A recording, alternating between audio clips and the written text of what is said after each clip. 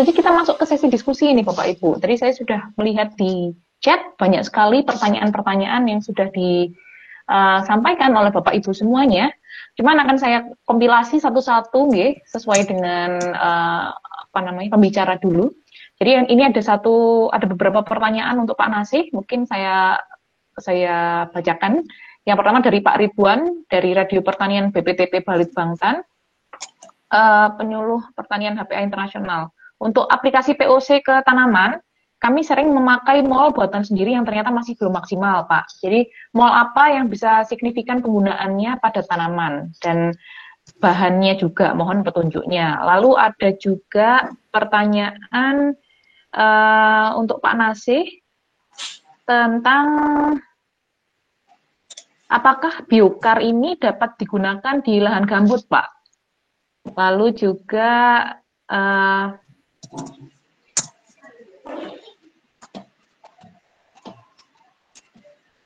satu lagi untuk Pak Nasih dari Pak Hanan Milardi di Dinas Pertanian dan Ketahanan Pangan Kabupaten Biak Numfor, Papua. Mohon dijelaskan proses pembuatan pupuk cair dan padat dengan penambahan trichoderma, Pak Nasih. Jadi ada 3 pertanyaan itu. Monggo dijawab ya. Baik, yang pertama tentang mol ya. Jadi ya, kenapa nggak cukup? Ya bisa jadi karena bahannya kurang banyak. Jadi kualitas pupuk organik cair itu sangat tergantung bahannya. Yang pertama. Yang kedua prosesnya. Saran saya, Bapak bisa mencoba, Pak Ridwan ya, dari berbagai bahan yang ada, dari berbagai cara mol yang diketahui, terus dinaikkan frekuensi atau dosisnya, akan kecukupan. Karena kalau mol ini banyak kan mikrobianya, bukan nutriennya ya. Sangat encer sekali. Baik, kemudian yang kedua tentang biochar di lahan gambut ya. Jadi biochar sendiri memiliki pH yang cukup tinggi. Di sisi lain gambut ini pH-nya rendah. Jadi saya yakin bisa digunakan. Justru di lahan gambut ini banyak sekali tumbuh vegetasi liar ya. Ada pohon-pohon semak-semak. Ini bisa kita manfaatkan menjadi biochar di sana. Plus ditambah abu. Terutama abu untuk menaikkan pH di lahan gambut. Abu juga selain menaikkan pH juga menyumbang kation-kation basa yang dibutuhkan di lahan gambut. Kemudian tentang membuat kompos yang diperkaya dengan trichoderma ya, yang terakhir ya. Nah, Pak Hanan, saya mohon untuk membuka Google ya, googling, ditulis Pak, kompos dengan trichoderma. Ada 65.000 link yang bisa dibaca Pak. Banyak sekali yang bisa dibaca. Mohon nanti dicoba satu persatu.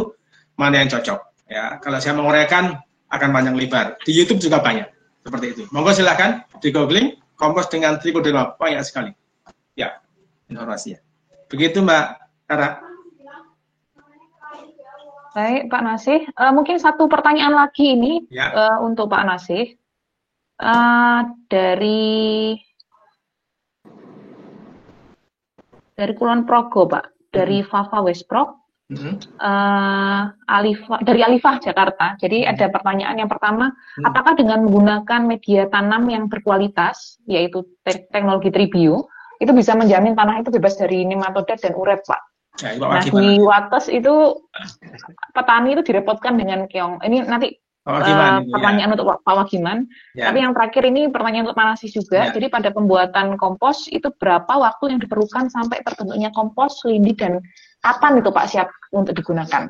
Baik, Mbak Alifah ya, pertanyaannya dari Jakarta Mbak Alifah ya. Untuk pembuatan pupuk cair lindi tadi, silahkan buka YouTube channelnya Agrisia ya. Ada ember tumpuk di situ. Ada 2. Pertama cara membuat ember tumpuk, yang satunya cara menggunakannya. Waktunya kurang lebih 2 bulan. Sejak awal kita masukkan bahan dari sampah dapur, terus ditambah penjemuran mungkin 2,5 bulan lah, 3 bulan pertama kali. Tapi setelah itu bisa continue membuatnya. Jadi silahkan dicoba di channelnya Agrisia, ada di situ. Ya. Begitu Mbak Nana. Terima kasih Pak Nasih. Kita beralih ke Pak Dodi ini Pak Dodi. Jadi ada beberapa pertanyaan juga yang ditujukan untuk Pak Dodi. Misalnya dari Bu Rina Ekawati dari Politeknik LPP Jogja Pak. Bu Rina menanyakan bahwa dalam pemilihan bahan tanam itu kan sebaiknya dari benih berkualitas dari varietas unggul. Nah, terkadang petani memanfaatkan benih yang lokal saja. Apakah ada perbedaan Pak antara kedua benih tersebut? Dan kira-kira adakah kelebihan dan kekurangannya? Terima kasih. Itu pertanyaan pertama. Ada juga tadi pertanyaan dari YouTube Pak, dari Pak Prof. Dwijono, ini dari senior saya di Sosek, dari Pak Dwijono, pertanyaannya apakah benih berkualitas dan varietas unggul itu selalu tersedia di pasaran Pak? Itu mungkin satu pertanyaan lagi untuk Pak Dodi. Dari Bu Emaliana Saputri dari Disperta Kabupaten Opus, bagaimana cara menghitung kebutuhan pupuk pada tanaman padi Pak agar tepat komposisi kandungannya, dan adakah rumus bakunya Pak? Apakah pemupukan tepat agar pemupukan itu tepat kebutuhannya pada tanaman? Baik, terima kasih itu Pak. Ada 3 pertanyaan. Ya, terima kasih. Ada beberapa pertanyaan yang juga terkait. Jadi contoh misalnya tadi mengenai permasalahan benih yang dikembangkan sendiri oleh petani atau petani menggunakan benihnya sendiri.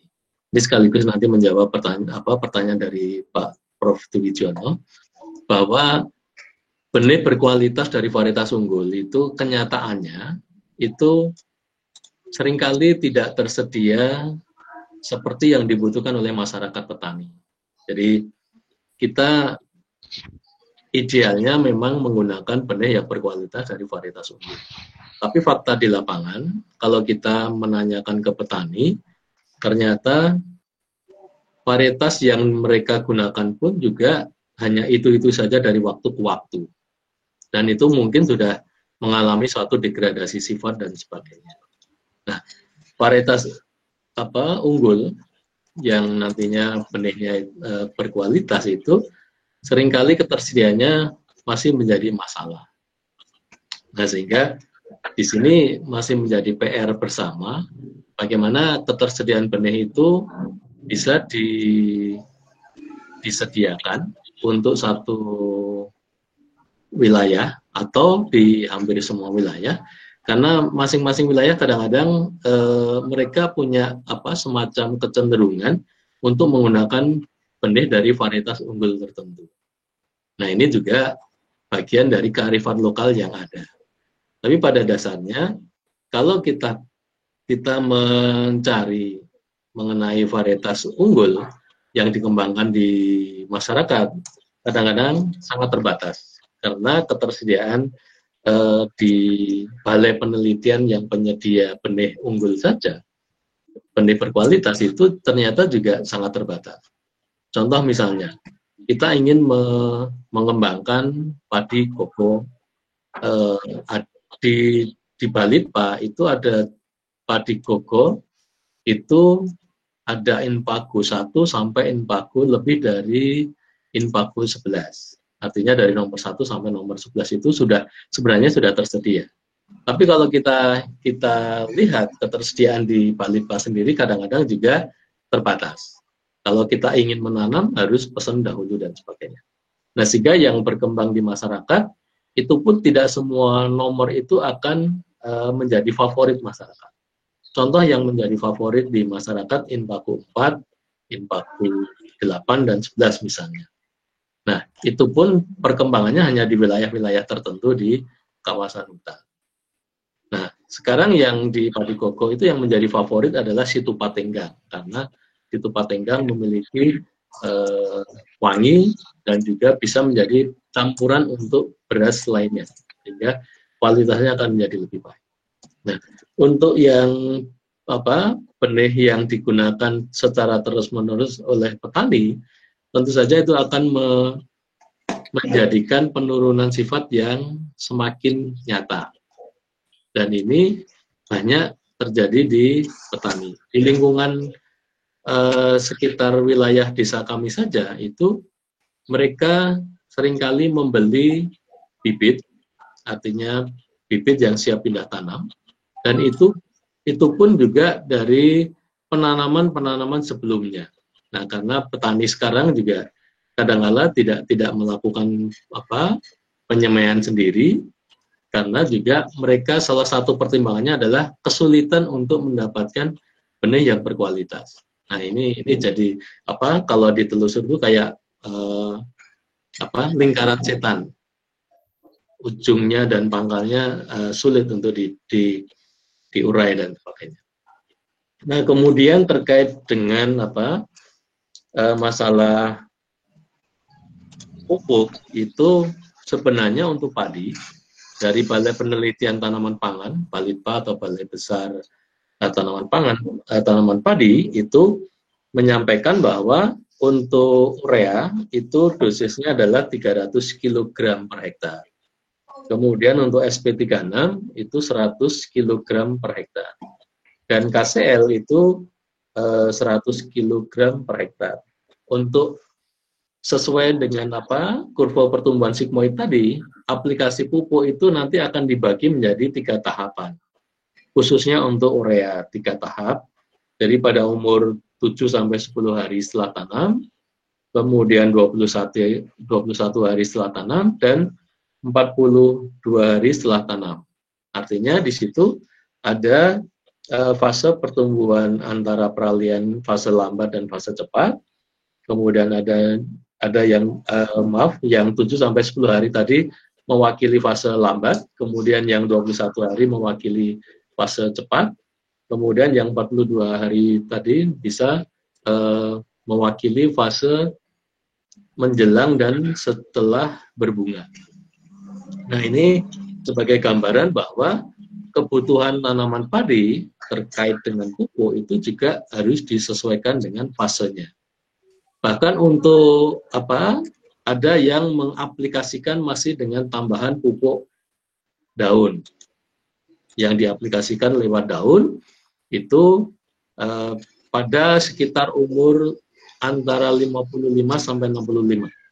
Nah, itu juga bisa diupayakan. Artinya nanti dari masing-masing wilayah itu mungkin akan ada sedikit perbedaan masalah waktunya dan juga masalah dosisnya. Tetapi pada dasarnya setiap fase tadi harus diperhatikan kebutuhannya. Itu yang perlu dipahami sehingga nantinya di dalam upaya melakukan satu pemeliharaan khususnya dalam pemupukan itu akan sesuai dengan pertumbuhan dan juga kebutuhan nutrisi yang diperlukan. Saya kira itu, terima kasih. Baik, terima kasih Pak Dodi. Jadi yang saya baca di chat dan juga di YouTube itu ternyata banyak sekali pertanyaan yang ditujukan untuk Prof. Wagiman. Tapi saya taruh di akhir ya Prof sebagai tujuannya aja saking banyaknya. Tapi kita kembali dulu ke Pak Nasih, ini ada beberapa pertanyaan dulu sebelum kita menuju ke Pak Wagiman. Jadi ada pertanyaan dari Pak Komang Gunantarini dari Dinas Perikanan dan Ketahanan Pangan Kota Denpasar. Nah, mengolah sampah dapur jadi pupuk organik cair itu apa ada bahan tambahannya ya Pak Nasih selain sampah organik? Itu pertanyaan pertama. Lalu ada dari Bu Indah Kartika Dewi dari Semarang. Pertanyaannya, kotoran ayam itu ketika dibuat biokar, apakah tidak menghilangkan nutrisi ya Pak? Dan bagaimana cara menentukan dosis pupuk cair dan pestisida nabati untuk diaplikasikan? Ini mungkin bisa dijawab oleh Pak Dodi nanti. Jadi pertanyaan yang pertama saja Pak, kotoran ayam. Halo, Pak Dodi. Lalu pertanyaan ketiga Pak Nasih dari Bu Indah asal Kediri. Apa indikator keberhasilan pembuatan ember tumpuk biokar dan lumbung biomasa Pak? Apakah ada kegagalan yang umum terjadi? Ini pertanyaannya menarik. Dan pertanyaan terakhir dari Pak Janto, limbah sawit di lahan berpasir pantai, peletakan limbah sawit Pak di lahan berpasir itu ada efeknya nggak Pak ya kira-kira? Monggo Pak dijawab. Oke, yang pertama saya jawab mengenai ember tumpuk ya. Banyak gagal, banyak sekali. Gagalnya apa? Karena nggak diisi, nggak ditengok. Tapi kalau dikerjakan mudah kok. Karena mudahnya kenapa? Bisa langsung konsultasi dengan saya. Kita bisa memandu jarak jauh. Kemudian tadi yang kotoran ayam dibuat biochar, apakah kehilangan nutrien? Ya ada yang menguap lah, tentu saja ada. Tetapi banyak manfaatnya dibandingkan hanya dihamparkan di lapangan, mengundang lalat, kemudian juga vektor bagi penyakit yang lainnya. Ya, Oke, kemudian yang terakhir tadi, Mbak, mengenai ini ya, limbah sawit di pasir itu ya. Ya, Iya, Pak. ya. Jadi kalau hanya limbah mentah begitu ya manfaatnya kurang banyak. Kurang banyak manfaatnya. Bisa aja nggak apa-apa, tapi kurang banyak manfaatnya. Kalau mau banyak ya, tadi pilihannya apakah dikomposkan kalau dia lunak, tapi kalau lebih cepat dibuat arang saja. Itu. Ada yang terlewat? Ini tadi satu pertanyaan sepertinya bisa dijawab Pak Nasih ini, Pak. Jadi kalau tadi pupuk cair tadi yang diterangkan oleh Pak Nasih tadi, kira-kira dosisnya bagaimana ya, Pak?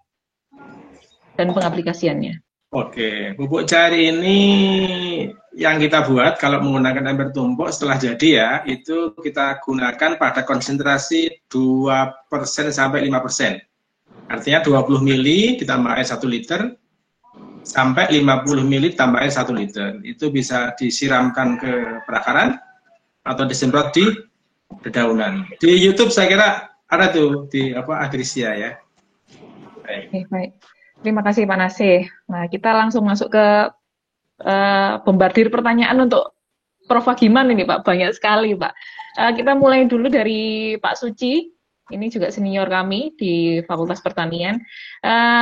Dari Banguntapan, Pak Suci dari Banguntapan tanya ke Pak Prof. Agiman. Lahan pekarangan kami banyak uret, Pak. Gimana cara melakukan eradikasi uret ini? Terutama uret-uret ini muncul saat tanahnya lembab. Nah, tentang uret dari Pak Suci. Ada juga pertanyaan dari Bu Hanita Zain, asal Faperta juga, mau tanya kepada Prof. Agiman, bagaimana cara paling efektif untuk membasmi hama kutu kebul, Pak. Jadi tadi yang pertama uret, yang kedua kutu kebul.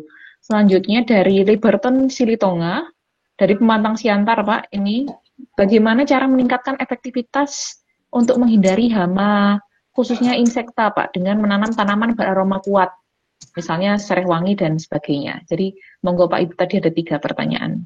Dulu dijawab, monggo. Oke, terima kasih. Masih 20 menit, jadi saya pikir cukup ya. Oke, Pak Suci, terima kasih pertanyaannya. Uret ini memang sepanjang masa sejak saya kecil sampai sekarang itu menjadi masalah. Kemudian di daerah pasir, daerah-daerah daerah Sleman kita, daerah vulkanis seperti ini memang disukai oleh uret ya. Dan ini sampai menghasilkan dokter Pak TH ya, Pak Tri Harjaka ya, nanti mungkin beliau lebih paham. Nah, kalau istilah eradikasi ini memang tidak mungkin ya, dan memang konsep untuk mengatasi masalah hama menggunakan eradikasi ini sangat terbatas, ini hanya skala kecil saja. Tapi kemudian teknologi yang sekarang bisa diterapkan itu memang mungkin nanti banyak yang ada di Pak Tri ya, menggunakan jamur metarisium atau apa. Tapi kalau eradikasi yang hanya bisa ketika kita mengolah tanah itu sedapat mungkin diambil. Biasanya kalau menggunakan traktor atau apa itu biasa di belakangnya itu sudah dikeroyok ayam atau apa gitu ya. Jadi kalau kemudian ingin sampai habis itu memang tidak mungkin. Nah, kemudian kalau memang di daerah kebun Pak Suci itu ada persoalan itu, pengalaman yang sering dipraktekkan itu dipakai net pada masa penerbangan. Ini seperti di daerah Cipto itu ada keliling perkebunan tebu itu dikasih net sehingga yang betina masa penerbangan itu bisa terjaring di situ, kemudian bisa mengurangi generasi berikutnya. Kira-kira begitu Pak Suci. Kemudian Ibu atau Bapak yang Hanita tadi ya, tentang kutu kebul, membasmi kutu kebul. Ya, jadi kutu kebul ini memang sangat berisiko pada budidaya tanaman cabai misalnya, karena untuk contoh saja untuk ekosistem tanaman cabai untuk mengatasi persoalan kutu kebul itu disuka pada berkembang pada gulma-gulma yang ada di sekitar tanaman di bawah itu. Tapi hanya 1 dan 2 saja yang menghisap bagian tanaman cabai, kemudian dia sudah bisa menularkan vektor virus kuning ya. Jadi kemudian bagaimana menghadapinya? Ya ini apa namanya, di bawah tanaman budidaya ini usahakan tanaman-tanaman inang ini bersih. Jadi apa namanya, jangan sampai apa namanya, gulma-gulma itu tumbuh tepat karena itu menjadi apa, tempat inokulum atau sumber hama kutu kebul. Jadi prinsipnya itu untuk membasmi, nggak mungkin mau kimia semprot apapun pasti tetap persoalan kalau sumber hamanya itu tidak dikurangi atau dihilangkan, yaitu apa, di rerumputan di sekitar gulma-gulma di sekitar tanaman cabai. Kemudian yang terakhir, pemantang siantar ini aroma yang kuat. Ya, ini memang untuk serangga-serangga tertentu itu memang dengan tumbuhan-tumbuhan yang beraroma kuat itu sifatnya repellent, itu memang tidak suka ya.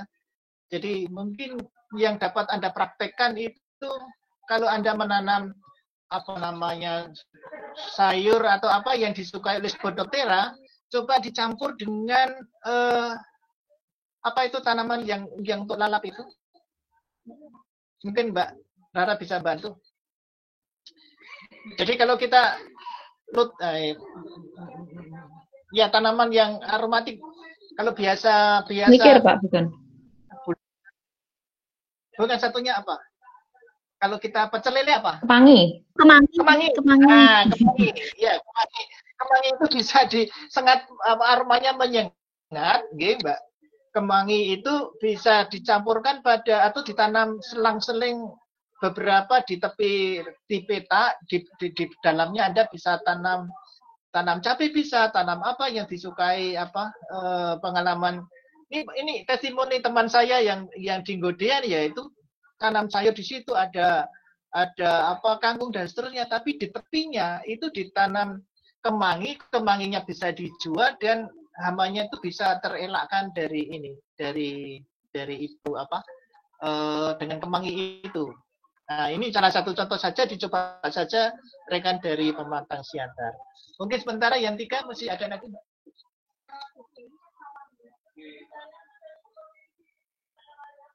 Masih ada lagi yang lain?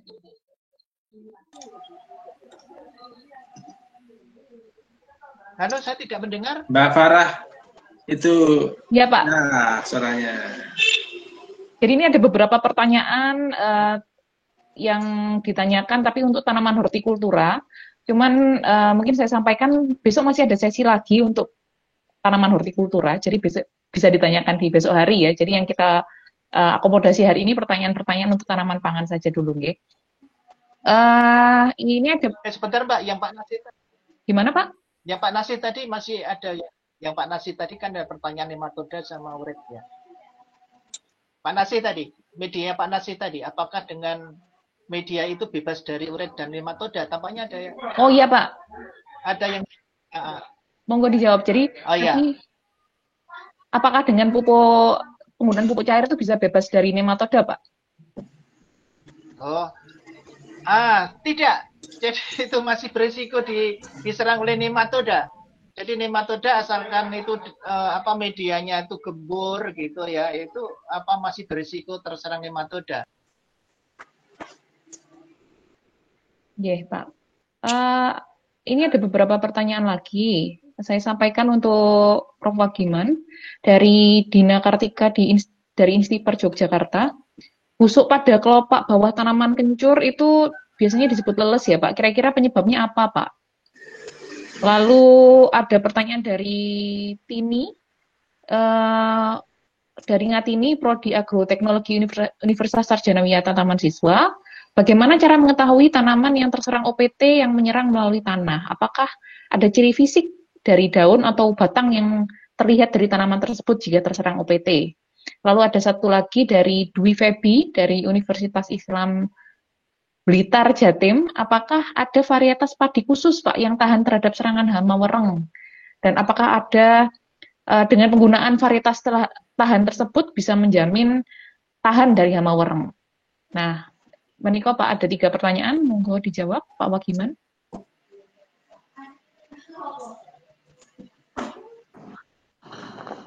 Pak Wagiman kayaknya left tadi. Oh, mungkin kepencet ya. Ya. Baik, mungkin ada beberapa pertanyaan lagi dari beberapa sobat desa yang kita bisa tujukan ke Pak Dodi dan juga Pak Nasih.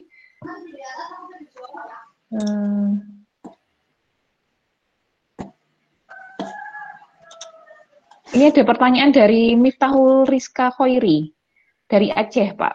Jadi untuk ini mungkin bisa dijawab Pak Dodi pertamanya. Untuk daerah pesisir, Pak, bibit seperti apa yang bisa digunakan, Pak?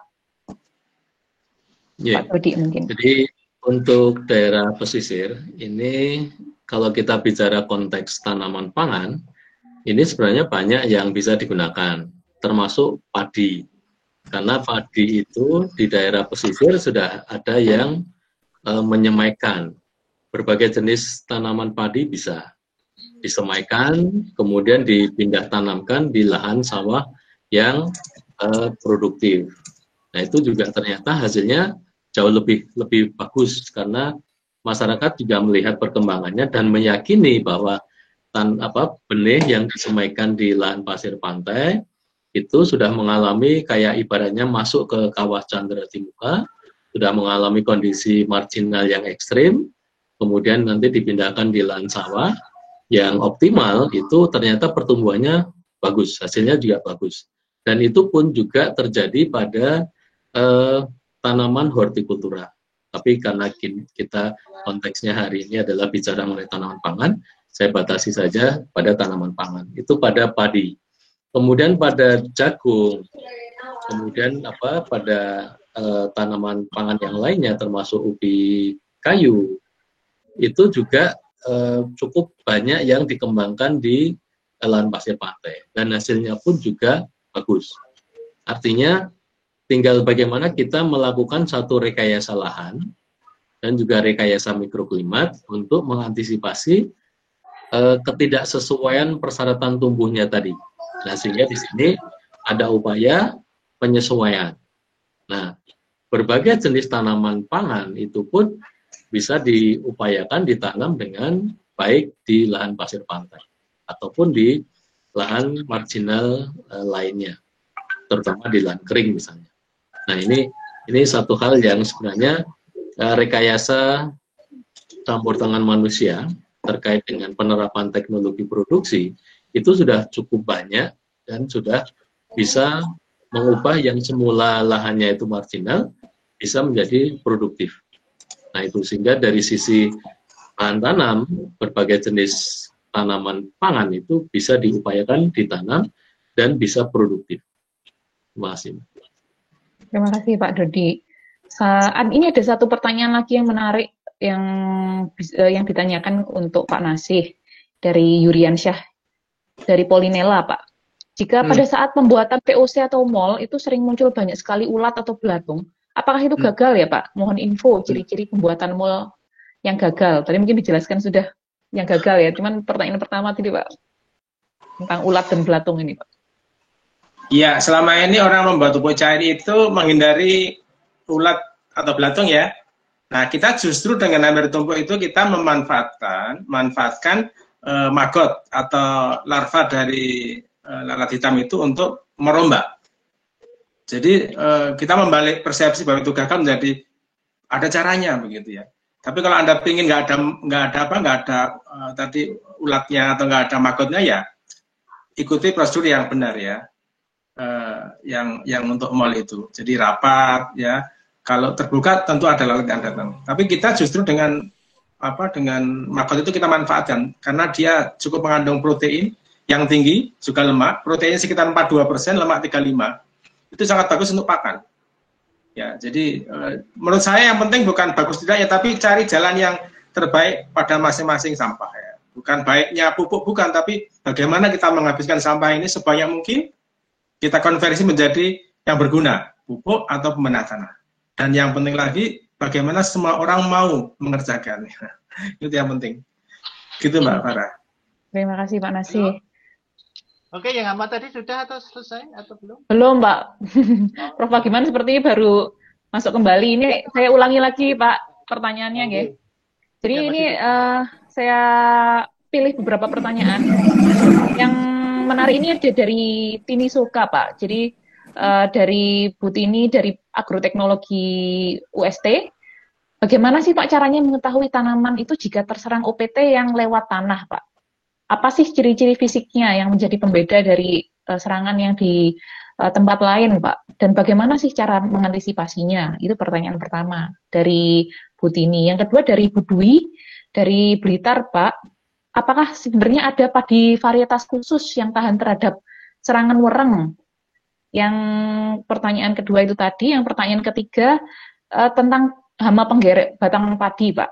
Kira-kira bagaimana strategi untuk mengendalikannya dalam semusim, Pak? Oke. Ya, itu saja dulu ya. Iya, Oke, jadi Pak. tanaman, pertanyaan saya nangkapnya kan bagaimana mendeteksi adanya serangan hama yang hama itu ada di dalam tanah gitu ya. Ya, jadi contoh yang di jagung tadi kena uret, itu kan jelas tanaman di atas bagian tanaman itu diawali dengan layu dulu, kemudian mati. Jadi kalau melihat tanaman layu pada di sekitarnya segar itu kemudian bisa kita hubungkan dengan kerusakan akar ya. Misalnya tanaman itu tadi yang saya katakan jagung dimakan uret atau tanaman lain yang dimakan uret. Yang kedua, yang tadi nematoda tadi, jadi bagian tanaman atas tanah itu terlihat kerdil sementara yang lain segar, itu kemudian kita bisa mengasosiasikan sistem akar tidak berfungsi dengan baik. Kemudian kalau kita cabut atau kita lihat akarnya ada gejala yang tidak normal, misalnya puru, bengkak-bengkak, itu karena nematoda. Itu yang paling mudah. Itu untuk mendeteksi adanya serangan hama yang berasal dari tanah, di tanah. Nah, varietas tahan wereng itu sekarang sudah berubah-ubah ya. Pada awal sekali ini BB8 dan seterusnya, IR64 dan seterusnya. Yang terbaru saya belum ada informasi, tapi yang perlu kita pahami bahwa tanaman tahan wereng itu akan terpatahkan mungkin rata-rata dalam 5 tahun, sehingga selalu harus ada pembaruan. Karena wereng bisa berubah jadi dari biotipe 1, biotipe 2, jadi ini ahli seleksi, ahli breeding, saya pikir tapi yang kemudian kalau ditanya varietas apa yang terbaru, saya belum ada informasi. Kemudian yang terakhir penggerek batang padi. Penggerek batang padi itu ada beluk, ada sundep dan seterusnya.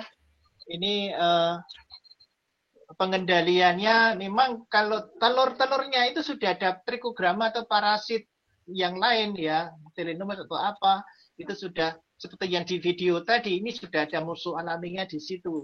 Nah, kalau memang ada serangan, memang petani harus rajin untuk memeriksa atau memonitor atau mengamati. Paling tidak seminggu sekali. Kalau nanti ada gejala sundep, itu kemudian bisa diambil satu persatu. Ada alat khusus berupa apa untuk mengambil itu. Artinya apa? Mengambil larvanya gitu ya. Atau kalau nanti menjumpai kelompok telur, kelompoknya diambil, dipites sudah selesai gitu ya. Tapi kemudian kalau banyak, nah ada embang ekonominya, bisa diantisipasi dengan racun kalau itu sampai mencapai batas ambang. Itu Mbak Farah kira-kira. Baik, Mas. Terima kasih, Prof. Ini ada pertanyaan juga yang menarik dan banyak sekali yang bertanya seperti itu. Tadi kan Prof jelaskan tentang predator, Prof. Bagaimana sih caranya mendatangkan predator? Ini banyak yang bertanya pertanyaan yang serupa. Lalu ini ada satu lagi pertanyaan dari Wibowo. Pak Wibowo ini penyuluh, nggih. Apakah hama ulat gerayak perdicula itu bersifat kanibal? Dan cara pengendalian efektifnya seperti apa ya untuk tanaman jagung? Monggo, Pak. Ya, yang pertama mendatangkan predator. Sekarang itu sedang tren yang namanya tanaman refugi gitu ya. Tanaman refugi. Refugia itu, Pak. Iya. Nah, refugia, ya itu kan tanaman. Kenapa di Jawa kok ada bunga cantik-cantik gitu ya? Nah, kemudian untuk mendatangkan predator itu tergantung apa yang saya alami itu begini. Ketika saya itu studi tanaman tanaman cabai, namanya kutu. Nah, untuk menarik predator itu di sekitar peta itu saya tanami kacang panjang. Supaya apa? Supaya remis atau kutu itu menyerang kacang panjang. Nah, kemudian remisnya itu atau kutunya itu menarik predator. Setelah kutu di kacang panjang habis, baru pindah ke cabai, makan kutu yang menyerang cabai. Jadi itu sudah saya pelajari dan di situ bisa mendatangkan predator seperti itu. Itu secara alami dengan dibantu itu. Yang kedua kan kita bisa juga mengambil dari satu sumber kemudian dilepas di satu tempat. Itu saya pikir itu yang bisa dilakukan. Kemudian yang kedua tentang ulat gerayak tadi, apakah kanibal? Ya, kanibal. Ketika bergerombol kemudian tidak ada pakan yang lain, itu bisa saling memakan. Terutama itu kalau ada di lab, kita kembangkan laboratorium, satu petri itu beberapa ekor, makanannya kurang, itu saling memakan. Terjadi kanibal. Kalau di alam mungkin terjadi kanibal, kalau pakannya habis, itu baru bisa terjadi kanibal. Nah, saya pikir mengenai ini sudah secara khusus ada webinar khusus tentang ulat ini ya, bagaimana keefektifnya. Saya pikir ya pendekatannya seperti ulat gerayak yang lain. Jadi pertama yang paling penting kita lakukan adalah monitoring gitu ya, monitoring. Kalau itu nanti bisa kita temukan pada tanaman jagung muda. Ada beberapa. Nah, kemudian kalau memang itu sudah mengkhawatirkan, dibenarkan untuk aplikasi racun, disemprot atau dipakai apa. Nah, saya belum tahu ya, kalau di daerah Gunung Kidul ada petani pengalaman begini, untuk mengantisipasi jagung kayak gitu yang masih umur 2 minggu daun 4, daun 3, ini satu tanaman dikasih 2 butir furadan gitu ya. Tapi kan saya kepikiran racun ini sangat berbahaya. Itu efektif sekali kalau mau mencoba untuk skala eksperimen atau praktek. Baik, Pak. Itu Mbak, saya kira sudah cukup, tinggal 1 menit. Ya, mungkin ini ada satu, ngomong-ngomong tentang furadan tadi Pak, satu lagi nih Pak. Kalau ulat tanah, akibat dari air tercemar peternakan ayam, bagaimana solusinya Pak? Tadi sudah, katanya sudah diberi furadan dan kapur, tapi tetap banyak. Moga Pak, kalau pengendalian secara alaminya seperti apa Pak? Oh ya, ya. Furadan ya, itu tadi memang kalau belum berhasil, itu memang saya pikir banyak faktor ya. Tapi sebenarnya racun itu sangat beracun ya si furadan itu. Nah, kemudian pikir saya karena ulat ini namanya gerayak itu aktifnya pada matahari tenggelam sampai pagi hari, sehingga kalau kita mau mencoba untuk nyuluh itu pada malam hari ini, kemudian ulat itu keluar makan. Seperti yang di contoh saya yang kubis terpotong segar itu dulu. Itu pada malam hari, kemudian matahari subuh terbit itu sudah masuk ke dalam tanah lagi. Jadi ketika matahari tenggelam, kemudian disenteri, dipakai lampu, itu dia keluar. Nah ini baru mekanis. Ketemu pites atau ambil untuk pakan lele, nggak masalah. Itu kira-kira yang bisa kita. Terima kasih, Prof. Wagiman. Mungkin sebagai satu pertanyaan penutup, ini pertanyaan terakhir yang bisa dijawab oleh narasumber. Ini ada pertanyaan yang sangat menarik gitu ya, mungkin dari adik-adik milenial ini. Jadi ini pertanyaannya ditujukan untuk Pak Dodi. Nah, bagaimana Pak sebagai petani atau petani pemula dalam mengambil keputusan untuk memilih jenis tanaman apabila tidak tahu riwayat sebelumnya terkait penyakit atau pengelolaannya? Apa saja sih Pak yang harus dipelajari sebagai mungkin petani muda atau petani pemula ini Pak? Ya, terima kasih. Jadi untuk menjadi pemula tentu saja perlu memahami sejarah latar belakang penggunaan lahan, karena di situ nanti akan bisa menelusur kembali penggunaan lahan itu sudah digunakan untuk pertanaman apa saja, kemudian bisa menanyakan ke petani sebelumnya, terkait juga dengan sejarah perkembangan OPT-nya seperti apa. Terkait juga pahami situasional musim tanam terkait dengan kondisi iklim dan cuaca wilayah itu. Jadi contoh misalnya antara dataran tinggi kering misalnya dibandingkan dengan dataran rendah yang beririgasi teknis atau sawah misalnya, itu kan tentu saja akan berbeda. Nah, di masing-masing wilayah itu pahami tadi sejarah latar penggunaan lahannya. Apakah biasa digunakan untuk padi-padi terus, ataukah sudah ada pola tanam yang mengarah ke padi-padi palawija. Karena di sini nanti akan ada pembelajaran mengenai pentingnya pengaturan pola tanam, pentingnya penyesuaian dengan kondisi iklim dan juga cuaca. Juga pentingnya memahami ketersediaan air atau lengas terkait dengan sebaran hujan, terkait juga dengan ketersediaan saluran irigasi dan sebagainya. Nah, ini yang perlu dipahami supaya apa, nanti di dalam menentukan kapan kita akan memilih jenis tanaman mendasarkan deskripsi tanamannya terkait dengan umur, terkait dengan potensi produksi, terkait dengan sifat ketahanan tanamannya dan sebagainya, itu akan bisa dipahami secara lebih baik. Sehingga nanti kesesuaiannya dengan kondisi lahan yang ada, itu juga akan menjadi satu hal yang lebih, jaminannya lebih pasti untuk mendapatkan produksi. Jadi memang perlu banyak belajar mengenai sejarah lahan, keberadaan atau perkembangan OPT-nya, dan juga kondisi wilayah terkait dengan iklim dan juga musim tanam tadi. Sehingga pola tanam, jenis tanaman yang akan dipakai itu akan, insya Allah akan bisa lebih sesuai. Terima kasih. Terima kasih. Enggak, Prof. Gimana? Ada waktu sedikit, 1 menit. Saya melengkapi Mas Jody saja. Jadi untuk petani pemula masih bingung belum punya pengalaman. Kalau pikiran saya, pilih tanaman yang laku, yang harganya tinggi, umurnya pendek, kemudian masalah teknis itu bisa diatasi teknologi. Itu tambahan dari saya. Baik, terima kasih tambahan yang sangat membantu.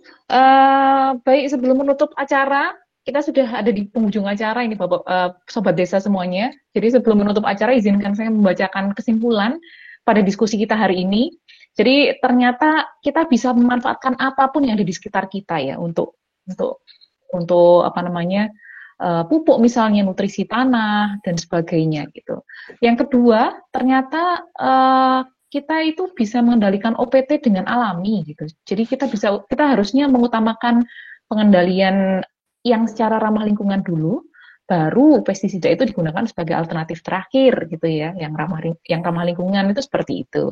Dan yang terakhir, faktor-faktor yang ada di alam itu sebaiknya kita perhatikan, misalnya iklim seperti itu. Nah itu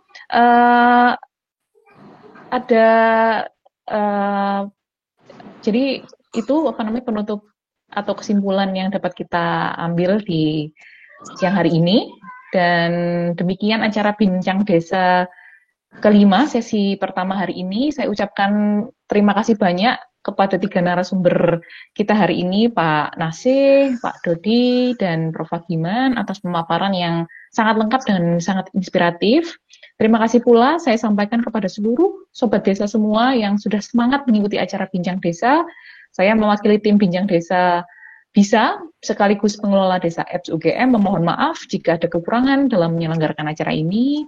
Nantikan Bincang Desa berikutnya yang tentunya akan hadir dengan topik dan narasumber yang tidak kalah menariknya. Ikuti juga Instagram kami di Desa Apps, @desaapps.ugm, dan subscribe juga YouTube kami di Agrisia Channel, AGRICIA Channel, CHANNEL, untuk mendapatkan ilmu-ilmu seputar agrokompleks. Tadi Pak Nasih juga menjelaskan bahwa di Agrisia Channel sudah banyak sekali informasi-informasi tentang biokar dan sebagainya ya. Jangan lupa juga untuk mengisi link post-test ya Bapak Sobat Desa semuanya untuk bisa mendapatkan e-sertifikat. Nah, e-sertifikat ini akan kami kirimkan H+1 minggu setelah acara ini, beserta materi dari narasumber. Video rekaman acara Bincang Desa juga akan kami upload di IGTV, Desa Apps, dan YouTube Agrisia Channel. Nah, kami ingatkan kembali bagi Sobat Desa yang ingin ikut diskusi lebih lanjut seputar agrokompleks, bisa langsung saja dengan para ahli, bisa menginstal aplikasi kami, Desa Apps, melalui Play Store. Nah, sebelum saya tutup, saya punya pantun untuk Bapak Ibu semuanya. Jadi, makan mie Aceh, makan mie Aceh, teh tarik minumannya. Belinya dari Kota Langsa. Sampai jumpa di Bincang Desa selanjutnya. Petani Indonesia pasti bisa. Terima kasih, selamat siang. Wassalamualaikum warahmatullahi wabarakatuh.